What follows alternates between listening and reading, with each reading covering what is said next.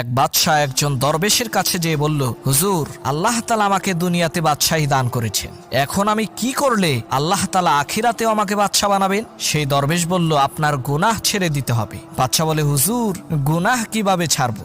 দরবেশ বলল, আপনি প্রত্যেক দিন 100 বার মৃত্যুর কথা স্মরণ করবেন। বাদশাহ বলল, ঠিক আছে। 1 মাস পর বাদশাহ আবার দরবেশের কাছে এসে বলল, হুজুর, আমি স্বর্ণের তৈরি তসবি দিয়ে প্রত্যেক দিন 100 বার মরণ মরণ তসবি জপি, তারপরও গুনাহ ছাড়তে পারছি না। দরবেশ বললেন, তোমার তো মৃত্যুর কথা স্মরণ করা একবারও হয়নি, তুমি তোমার বাদশাহী একদিনের জন্য আমাকে দাও, আমি তোমাকে শিখিয়ে দেব কিভাবে মৃত্যুর কথা স্মরণ করতে হয়। বাদশাহ বলল, ঠিক আছে। এবার দরবেশ ক্ষমতায় বসলেন, সিংহাসনে বসেই জল্লাদকে অর্ডার করলেন, বাদশাকে এই মুহূর্তে হত্যা করো। জল্লাদ দৌড়ে এসে বাদশার গলায় ছুরি ধরার সাথে সাথে বাদশা জ্ঞান হারালেন। জ্ঞান ফেরার পর দরবেশ তাকে বললেন, সবেমাত্র একবার মৃত্যুর কথা স্মরণ